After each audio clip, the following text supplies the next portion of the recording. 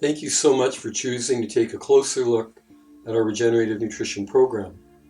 It's our goal to bring you perspectives and concepts that will stir your thought and imagination. At the same time, it's our sincere hope that you will find this information not only rich with ideas, but also practical and inspiring to put into practice. This is Dr. Neil Tesler, and it's my purpose in creating this program to provide you a unique overview of plant-based nutrition and an introduction to nutritional and herbal supplementation for accelerating your health and wellness for life. And there is so much more. As we learn some of the core principles and philosophies that will help you make sense of the whole arena of health, principles that will have a direct impact on many, if not all, areas of your life, not just your diet. This is a big picture journey. The Regenerative Nutrition program is a 4-part series, of which this is part 1. In part 1, I'll share some of the experiences that helped develop my understanding of a natural food diet and also food fads. We're going to take a look at some of the reasons why moving towards a natural food diet is so important. And finally, I'm going to share a little bit about homeopathy, which is the core of my professional practice. I began the study and practice of a natural foods diet in the fall of 1971 and have been a licensed naturopathic physician in practice in British Columbia since 1984. It's my privilege to share with you insights and information gleaned from over 40 years of experience, research, and reflection, and some of the perspectives gained from over 30 years of professional naturopathic practice. I appreciate that the subject of health and nutrition is an arena where there are many points of view, many dogmatic assertions, very strong opinions, and few absolute truths. Part of the reason there are few absolutes is that we're all different. We all respond to different factors, from food to anything else in the world, in unique ways. We all live within our physical, emotional, and cognitive experience of reality, while staying relatively close to the consensus version, the aspects of reality most of us agree on, where enough circles intersect to create a coherent society. But because of the fact of our individuality, there are only several propositions that strike me as generally true. First, the science is clear that eating a diet that is primarily plant-based, using natural, minimally refined foods, is a positive benefit to better health, to planetary health, and to mankind's future. The second principle, though, is that it's far worse to criticize others for not emulating one's own dietary choices than to actually eat the offending foods. While it's so important to make great choices for oneself, it is just as important to lead by example and avoid judgment of others who don't make the same choice. So what do I mean by the term regenerative nutrition? The first purpose of a natural food diet and right supplementation is to support the ongoing regeneration of our natural self-healing capacity. I call this approach holistic nutrition because we're not merely talking about food and the role of supplementation, but a concept of health that encompasses our physical, emotional, and mental well-being, as well as our contribution to the health and betterment of humanity in the world. What, after all, is nourishment? We should know for certain that health is really health of the whole person, and each facet has its own required nourishment to realize best health. As society and medicine is so very focused on the physical aspect, it's important to keep this larger perspective in view. In my view, eating well and learning how to use herbs and supplements for prevention, optimization, and treatment is an invaluable foundation for fulfilling our higher callings in life, whatever those may be for you. But it certainly means to grow in knowledge, self-knowledge, creative self-expression, and service. I want to challenge you to think big, to be interested and excited to know more in the realm of diet and nutrition, yet open to see how this can support you to expand your horizons in other areas of your life. One of the reasons that regenerative nutrition is so important is that for too long we've abdicated our personal power to health authorities who've made it abundantly clear that their focus is the treatment of disease, not health development or maintenance. The health authorities and government do not choose to teach us what we must understand for ourselves and teach each other, and that is the importance of taking much more responsibility for our health. For many, it's an enormous leap to stand up for their own health in the face of social, cultural, and family habits that are unhealthy. No one can force you to choose to look after yourself. No one can make you exercise. This is a matter of self-respect and self-care. These are choices you make because you're willing to say yes to your quality of life and take greater responsibility for your health. When you do this, you are a beacon for your family and friends and become part of a healthy change of direction for the whole society. The journey of 1,000 miles begins with one step. Change begins when you strive to become the change you believe in.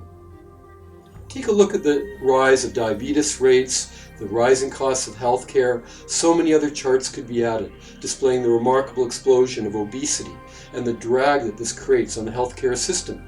We could also mention cancer and heart disease. All of these trends are reversible. The growth of diabetes and obesity and dramatically accelerating healthcare costs is no accident, but a natural result of the choices people make. Choices cultivated by enormous financial interests. You can be a trendsetter in the other direction. It is wonderful to seek a health-supporting diet. It's greater still to aspire to a diet that is less harmful to the earth and supports our role as stewards of the earth and its inhabitants. Yes, a whole foods diet, plant-based diet, has implications well beyond the well-documented improvements in health and quality of life that it offers. There are also compelling environmental and ethical considerations. I promise I'm not going to harp on this, but I would be remiss if I didn't point out that the current direction of diet in North America is unsustainable in the face of a growing global population.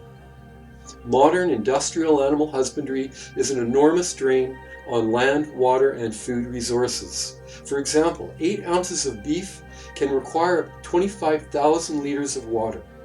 The meat, egg, and dairy industry is one of the major sources of carbon emission and water pollution.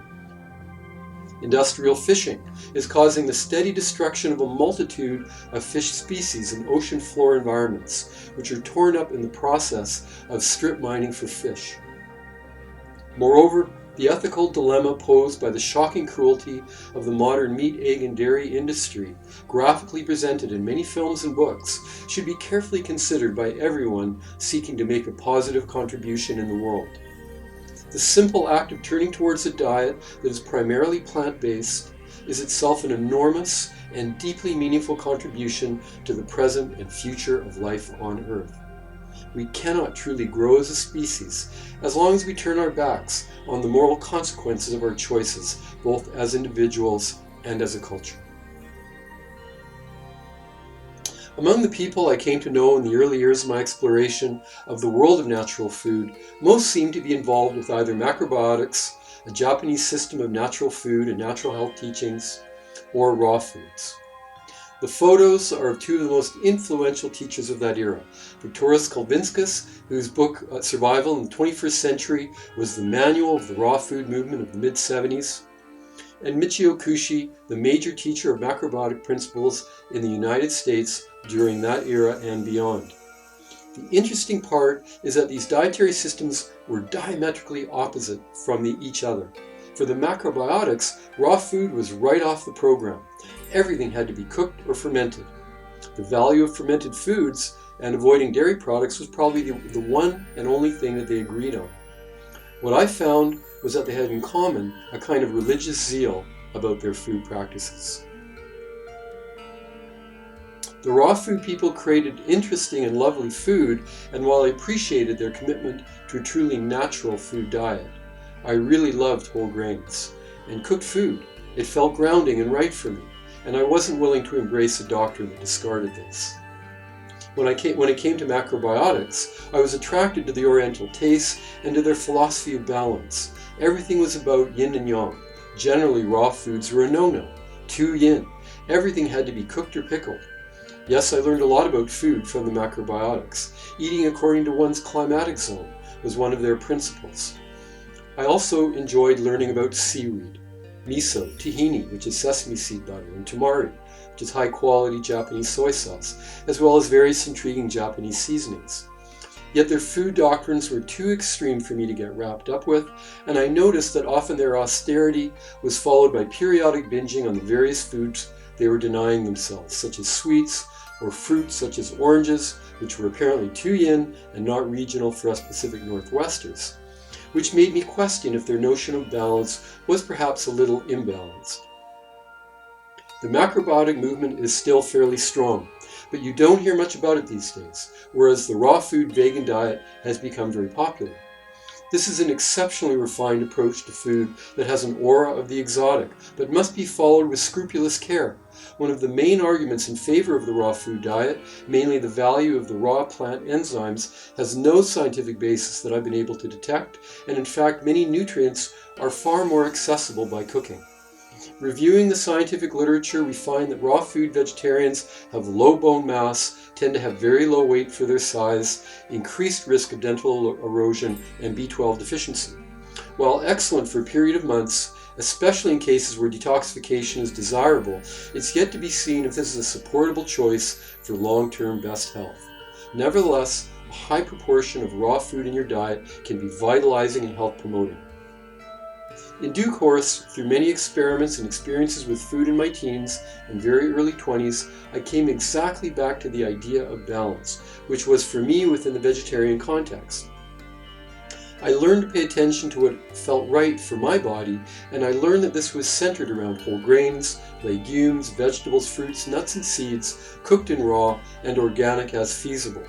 I also used and continue to use a very small amount of dairy foods. Another early discovery was that being sensitive to what foods combine well was important for efficient digestion. For instance, fruits, particularly sweet fruits, dried fruits, apples, really don't go all that well with grains and beans unless they're cooked together. Now you can find all sorts of food combining charts online, but again, it's not a matter of rules and regulations, but general guidelines and your own self-discovery. Some people truly have an iron stomach, but generally, certain foods simply don't go together that well. If you have digestive issues, this may be one factor to take into consideration. By the way, this is a photograph I took one evening at dinner. So I have followed this general approach since that time, along with specialized food, herbal, and nutritional supplementation. By the way, I don't really like the term superfoods. All whole natural foods are indeed superfoods, each in their own unique way. There is a vast array of non-essential but powerful plant nutrients with wide-ranging benefits. This goes far beyond their macronutrient content, meaning carbs, proteins, and fats, or their micronutrient character, meaning their vitamin mineral character. Each plant is somewhat different, which is why it is wise to eat broadly. Now, one set of ideas really did set me back in the very early days, and that was this fascinating book, which had in fact so many values, Diet for a Small Planet. First published in 1971, and then went through dozens of subsequent editions. Don't get me wrong, the author, Frances Moore Lapp, is a wonderful human being who has made outstanding contributions through her other writings, as well as her Small Planet Institute. In fact, her core philosophy espoused through the Small Planet Institute is closely aligned with the ideas you'll find in my booklet, 5 Principles for Better Health and Healthy Living. And in this program, the choices we make, how we live, and where we spend our money should align with the goodness that she believes and I believe is our essential character. We should choose from our core values. However, this first book built its dietary recommendations on several assumptions that all turned out to be quite wrong. The backbone of the book was a compelling case for environmental vegetarianism. Hers was one of the first discussions of the impact of animal husbandry on water, food, and land resources, leading her to the conclusion that eating a diet based around animal food was unsustainable for a growing global population. So far, so good. One of her key points was that it required about 20 pounds of grain feed to produce 1 pound of meat. Let's see, we have 20 pounds of grain feed, 25,000 liters of water to produce 1 pound of meat. grain that could otherwise feed many people directly. According to her thesis, vegetarianism was simply the inevitable conclusion. Unfortunately, an enormous emphasis was placed on protein, as stated right on the cover. First, she contended that we needed a lot of it, which is a constant subject of debate. Protein needs can be very different from person to person depending on a variety of factors such as age, gender, activity level, environment, body type, etc.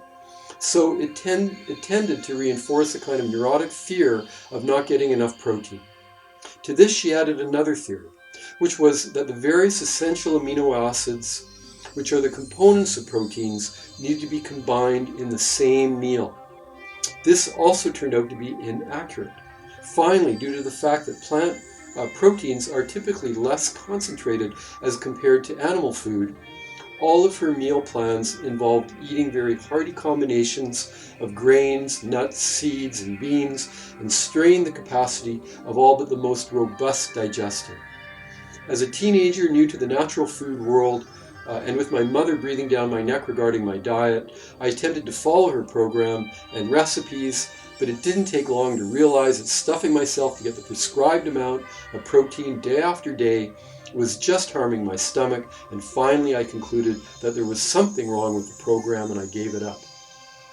Notably, 10 years later, the author herself stated that her nutritional theories were incorrect, but by then the book had become a major smash hit. And nobody seemed to care that the author had revised her views, and these ideas remain popular even in some quarters to this day. This experience and what I observed with my raw food and macrobiotic friends led me to generally steer clear of dietary fads and theories. My core food philosophy is this: eat a natural, whole foods-based diet and pay attention to what feels right for you. This simple injunction is far more important than any system. Have you heard of homeopathy? Perhaps you've come across homeopathy written of or spoken of in positive terms, perhaps in disparaging terms. Now the truth is that most people couldn't define homeopathy to save their life, and many people confuse homeopathy as somehow synonymous with natural medicine generally. In fact, homeopathy is a distinct system of medicine with its history of over 200 years, its own literature, journals, conferences, organizations, etc. In my view, it is worth the time for anyone interested in natural medicine to develop an understanding of homeopathy. My point in bringing up this subject is that I wanted to mention that while I started on the whole food nutrition path at a young age, my greatest interest in turning to natural health as a profession was homeopathy, not nutrition. How does homeopathy fit in the context of a presentation on regenerative nutrition? Because the very best of diets and supplements are sometimes not enough. They also do not address acute illnesses such as flus, colds, ear infections, etc. There are also deep patterns within families that emerge under one stress or another and that diet cannot address. The best of diet and supplementation can maximize your health potential within your genetically defined limits. I believe homeopathy among the systems of natural medicine has the capacity to reach into a level of depth that can make a difference to those underlying fundamentals that diet and lifestyle changes cannot reach. In the mid-70s, very little science had gone into herbal medicine, and it seemed general and imprecise to me. The question in my mind was, what would you do if a child had a high fever or an ear infection that might bring rapid relief?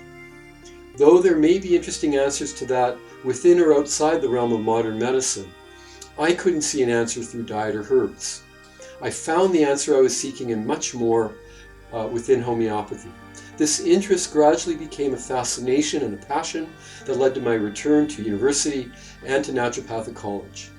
I was fortunate to be mentored in homeopathy by 3 American medical doctors who had dedicated themselves to its practice. My entire practice career has been centered on homeopathy because I believe that homeopathy is unique in the window that it offers on the interrelationship of body and mind, on our relationship to the natural world, not to mention the depth to which the remedies can go in supporting best health emotionally and physically.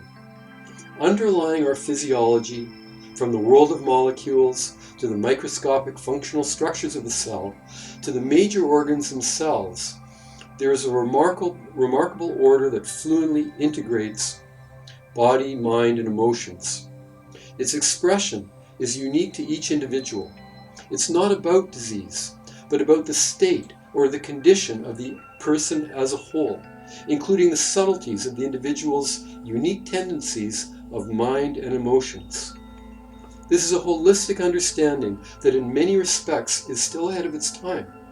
While homeopathy is profoundly controversial, for me that controversy is swept aside by the light of 40 years of experience.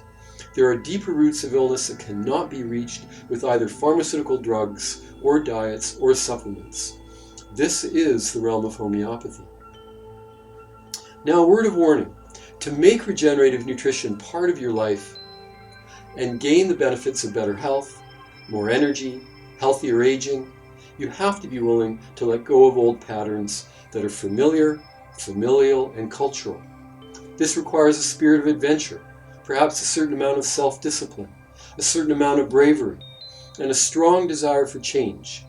You may have to retrain your tastes, try plenty of new things, and be willing to question past preferences, and perhaps let some of them go.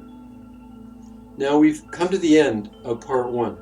You now have an understanding of some of the factors that have influenced my integrative view of health. In part 2, we're going to learn more about our relationship with plants and what makes this a critical part of our health foundations. Early on, I'm going to introduce you to the principles and the philosophies that connect nutrition to a much bigger picture. This is so important because as valuable as diet and nutrition are in setting the foundations for good health and lifelong vitality, it is equally important to understand that those positive philosophies that can enhance and enrich and connect all areas of our life and empower us to make better choices are just as critical. We're also going to discuss some of the other damaging forces that can affect our best health. We're even going to define health in a clear manner so that when we use the word, we really understand what it is we're talking about. Part 2 is in some ways my favorite part because it sets the stage from a perspective that's surprisingly comprehensive and puts the issue of diet into its proper context as a foundational part of the good life. After that, we get into the nitty-gritty of things. Perhaps you've already had a chance to read The 5 Principles for Better Health and Healthy Living. Be sure to take the time to review this interesting and valuable report. Now, I hope you will choose to come with me on the next phase of our journey by joining Unique Holistic Solutions as a member and gain access to the rest of the Regenerative Nutrition program and the exclusive content. I'd also like to let you know that if you'd like to consult with me, you can do so from anywhere via Skype, and all the details for that are found at uniqueholisticsolutions.com. So thanks for taking this first step with me, and I look forward to our further journey together.